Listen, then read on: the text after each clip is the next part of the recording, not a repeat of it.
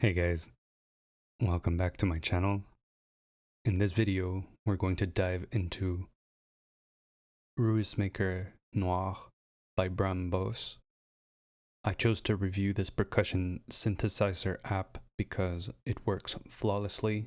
It's extremely lightweight, which makes it a perfect candidate to be augmented with external processing using something like Shaper 2 by K Devices, for example, which I've also reviewed in my previous video. It's very responsive, and in my tests, it has proven to be fully compatible with parameter locking using an electron sequencer, which is extremely valuable.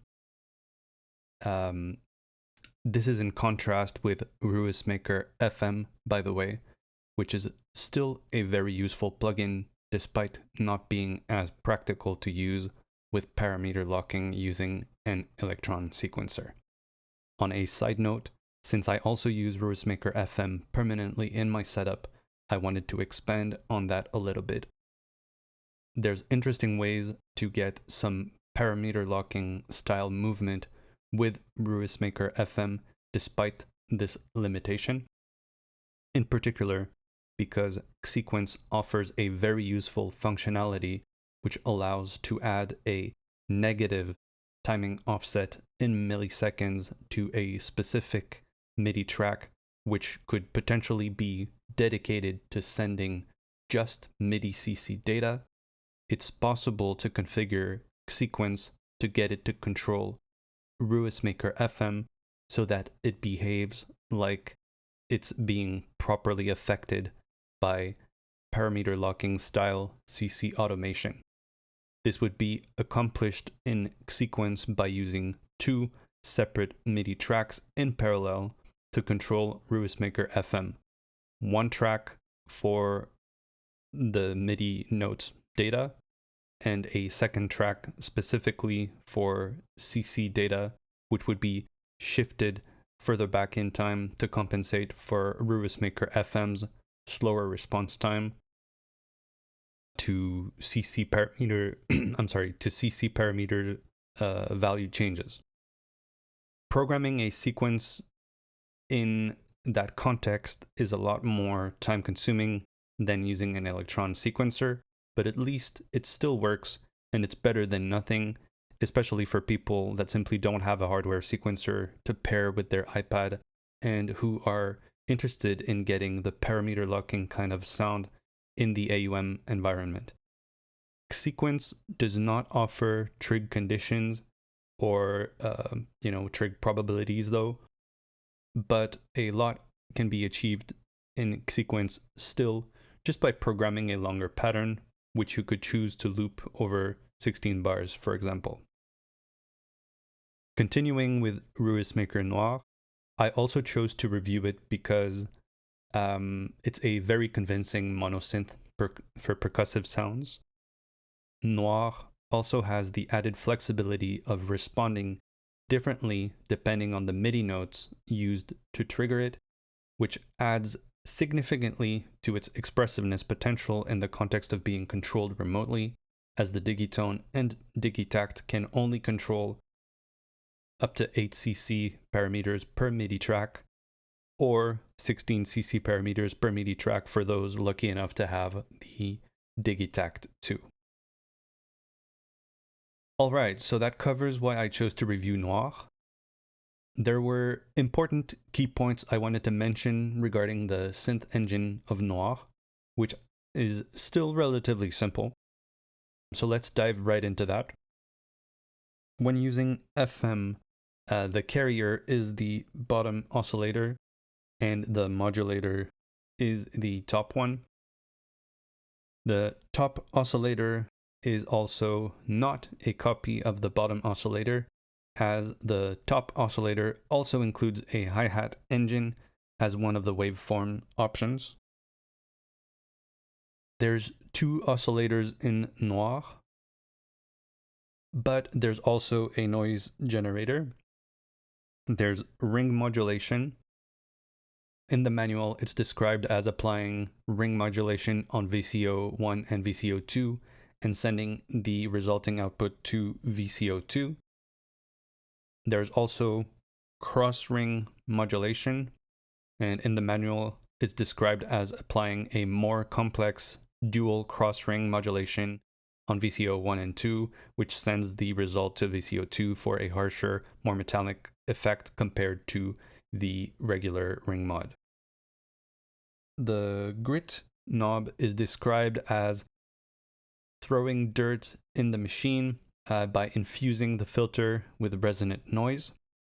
The frequency boost knob applies a peaking filter to the signal, which strongly emphasizes a section of the frequency spectrum. From what I understand, this peaking filter, which can be thought of like a Bell EQ boost, is not actually static in terms of its frequency. It has a built-in, well, at least it seems to have a built-in key tracking component to help the synthesized timbre remain consistent across different notes. The manual recommends to use the frequency boost knob to boost bass, to tune snares, to turn snares into clap sounds, or to create special effects. The bit driver parameter is a combination of overdrive and a bit reduction effect. The higher the setting, the harsher and lo-fi the sound will get, eventually generating quite aggressive artifacts. High gain settings can boost the output signal into saturation as well. Noir's sequencer has some cool features, such as the ability to display up to 32 steps at once, shuffle, the ability to randomize a pattern,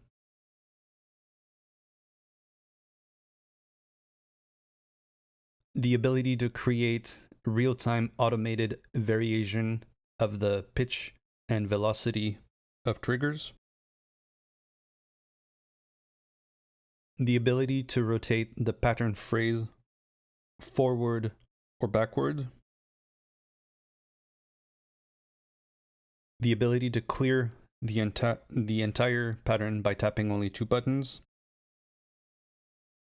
However, since the step sequencer doesn't include the possibility to save multiple patterns, the sequencer in Noir is more of a constantly evolving live improvisation / performance kind of tool, which for most people might not be particularly useful, as it tends to require, significant attention to bring variation to the programmed pattern. Otherwise, the same exact trigger timing will keep happening, even though the pitch and velocity content of the triggers can change over time using a controlled randomization mechanism. It's possible to inject some randomized but controlled variation to the sequence specifically for pitch and velocity by using the mutate menu. I won't invest too much time demonstrating the sequencer in this review, but it does what it was designed to do very well. In my opinion, though, it's very regrettable that it doesn't offer a pattern bank. It's pretty clear that Noir is going for the modular vibe, and it's cool for that, but not including a pattern bank just feels a bit like a counterproductive, arbitrary restriction. Adding a pattern bank would not have damaged the integrity of the pre-existing functionality, and it's pretty difficult to argue against that. Some people might see this design as an interesting creative limitation, but I just don't agree with that design decision. All right, so now let's move on to actually testing the instrument.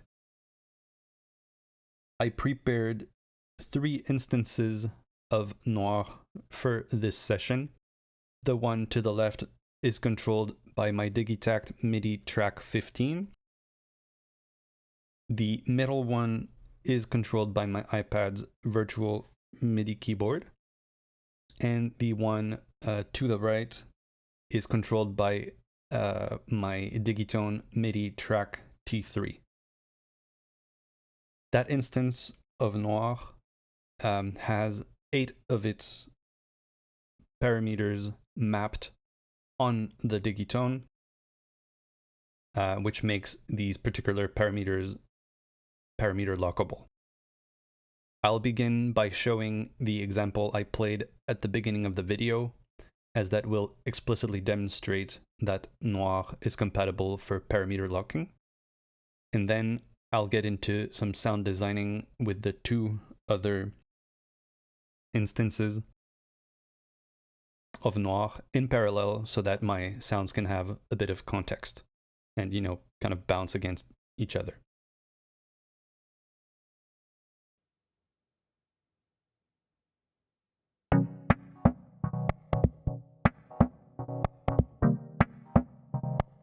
Alright, so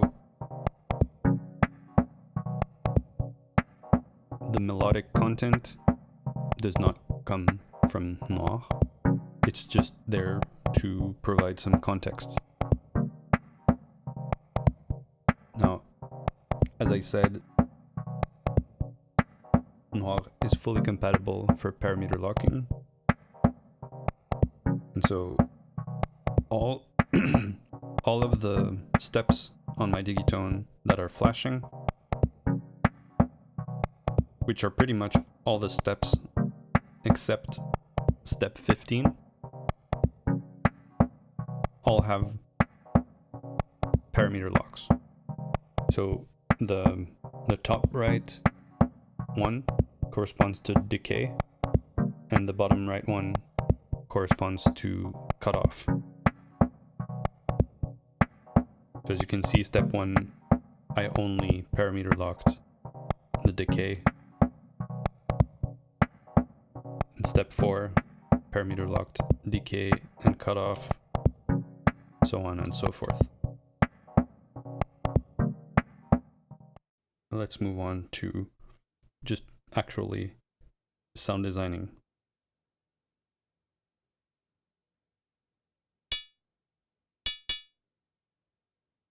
So as I said earlier, the VCO1 actually has a hi-hat engine built in. So in this case, as you can see here, there's no volume for VCO2, there's no volume for the noise generator. FM is completely turned off. The only thing that's active is VCO1, and its level is at maximum. And the Z symbol there as a waveform is meant to signify that it's the hi-hat engine, which is apparently loosely based around the TR-808.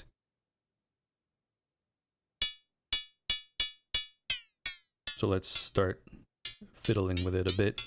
The pitch mod button is just meant to enable or disable the fact that the sound would respond to different MIDI notes. So right now, it's deactivated, so all the hits have the same pitch, but if I activate it, all of a sudden it becomes playable chromatically.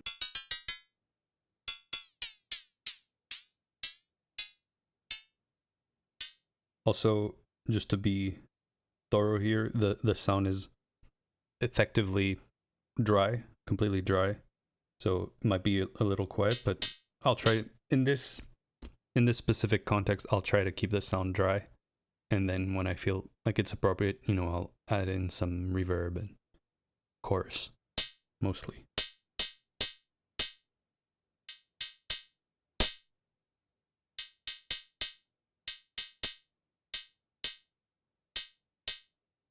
So as you can see here, on my master out track, I still have over 8 dBs of headroom. And if you pay attention to the timbre of the sound, it's still relatively clean. I said earlier that the gain could be pushed into saturation. So it's saturating already. Now it's clearly saturating. So that means that this is not just your average, volume, main volume out knob. It means it's important if you want to calibrate or fine tune your sound to get this at the right volume, and then you finish the rest in AUM for some clean boost or cut in volume.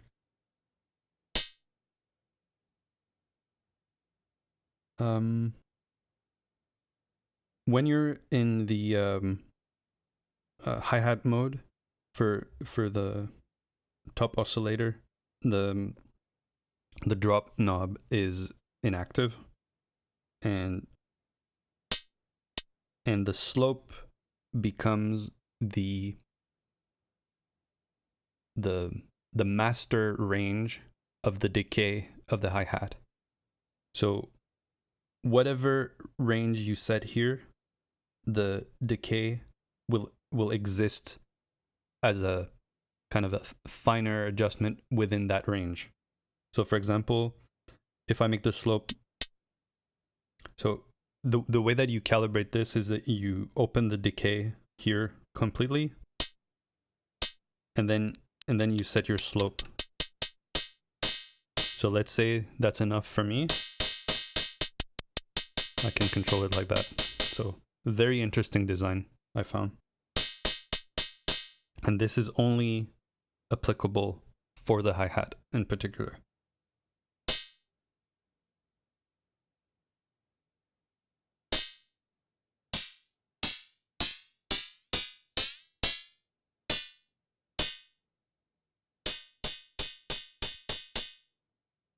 As you can see here, the LED next to frequency boost turns off when it's completely turned all the way down.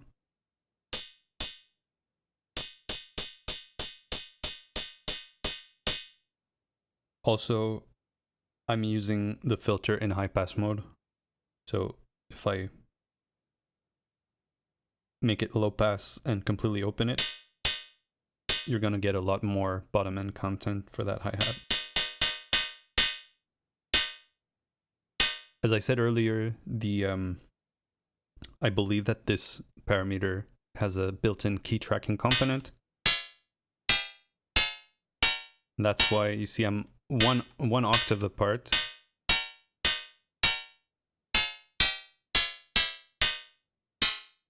And now I'm 2 octaves apart. Yet the weight of the sound, like in terms of how the overtones are distributed, or the harmonics are distributed, it remains consistent. And that means that this is a lot more intricate than just a bell EQ with a preset boost value that just stays there statically.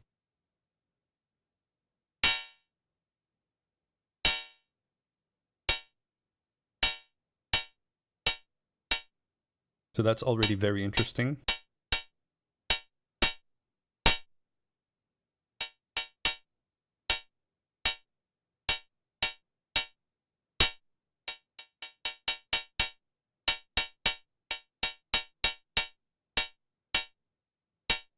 Yeah, that type of sound doesn't really respond to being lo-fied, at least for the range that the bit driver does. But the grit should.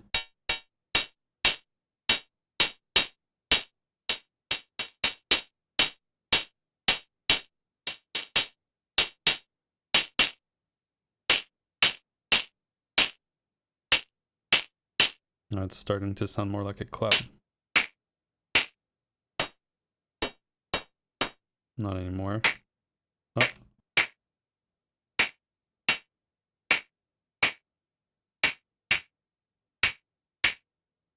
That's clap-ish.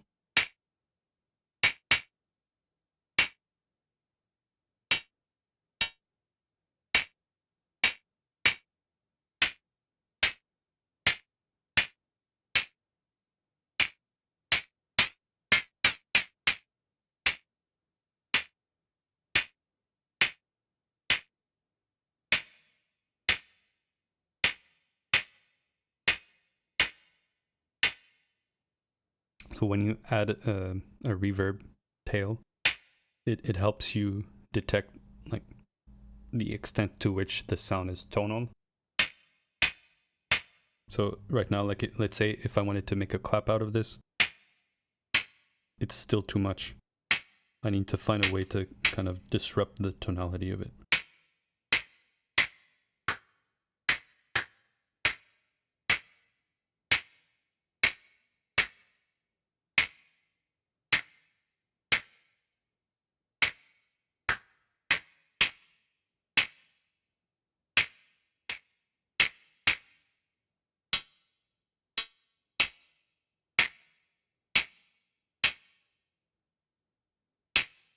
So if I wanted to introduce FM into this, one thing that's important to understand is I can't use oscillator 2 as a modulator to put as a modulator for oscillator 1 theoretically being like a carrier. It's the other way around. So that means that there's a restriction here because oscillator 2 does not have the hi-hat engine. And so if we're going to throw FM into the mix, we kind of have to hope that we can get something usable with the sine wave, triangle wave, and square wave. So let's see what happens. So I could completely reduce this to 0.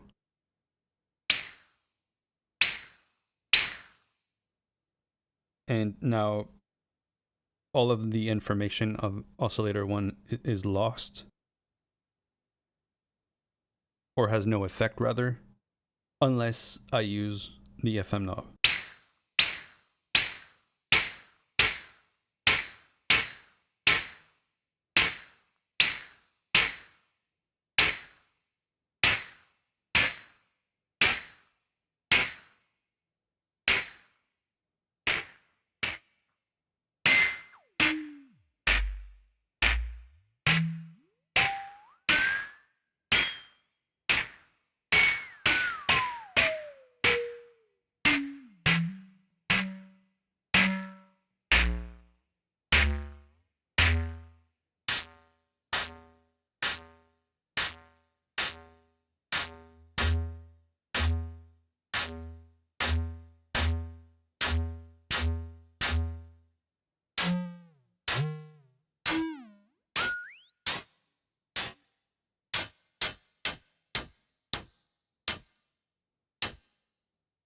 And remember now, the only thing we're hearing is just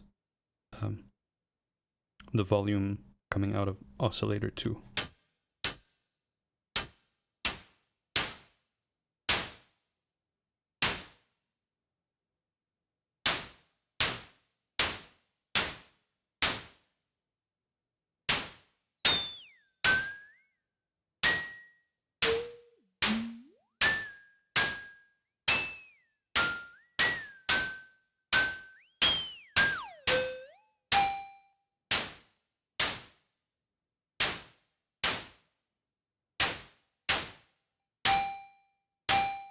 So you see, ring mod was extremely useful here because it removed the tone.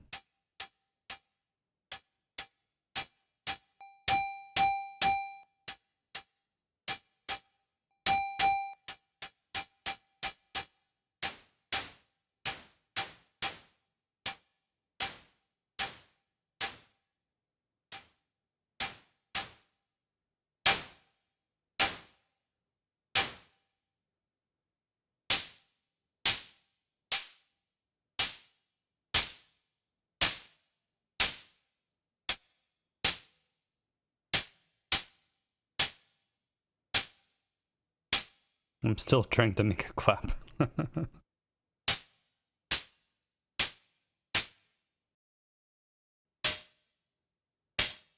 So the drop is bipolar.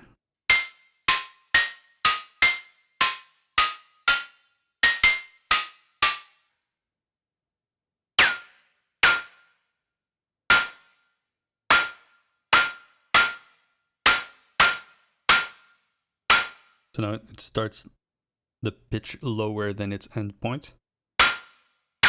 And here it starts the pitch higher than its endpoint. So as I'm going through this sound design session, and as I'm reviewing some of what I've recorded, I realized that the main appeal for using Noir might not be super obvious, so I'll explain exactly what Noir is all about. I'm viewing Noir as an ultra lightweight parameter locking compatible percussion synthesizer capable of generating a very large spectrum of timbres, some of which have the potential of having a distinctive, punchy character with a convincing 3D-like grit, typical of high-quality hardware analog synthesizers. Noir should not be looked at as an all-in-one solution for designing percussions, but rather as a highly efficient building block that can be augmented with things like Shaper 2, an EQ, or even a FabFilter Volcano 3 filter with an envelope follower or a MIDI triggered envelope, for example. Noir isn't particularly aiming at making things like clap sounds, for example, but that's an opportunity to step outside of the typical percussion sounds found in drum machines and to step more into the FM world. The process of designing these sounds is demanding, but on the other end of that time investment, you can get rhythms going that are rather unique and potentially very interesting, especially considering that it's possible to play noir chromatically. And so that can kind of get you in a territory where your percussion can become your melody. And I find that very interesting.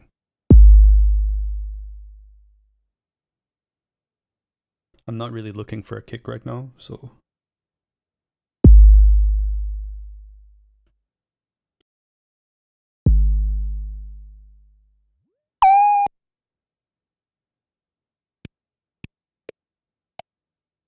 oh, I hit I hit random by accident.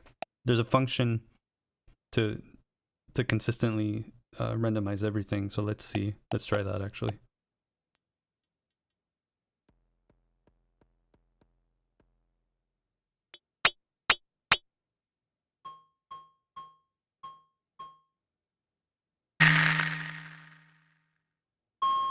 It's not something I would use, honestly. It's just not really how I approach music, but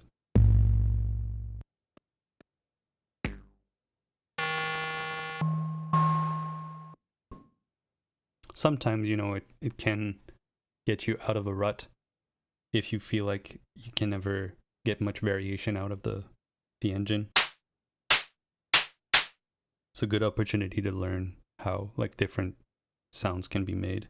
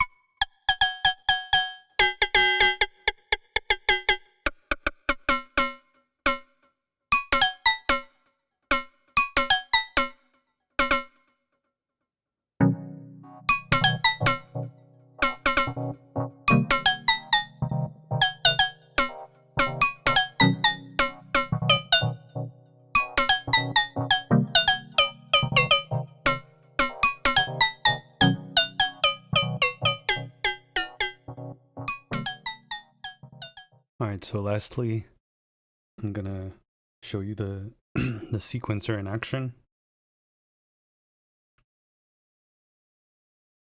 I've already made it 32 steps. Let's say I bring in the other Noir track, which is sequenced on my digitone, and I'll just use randomization for this one here.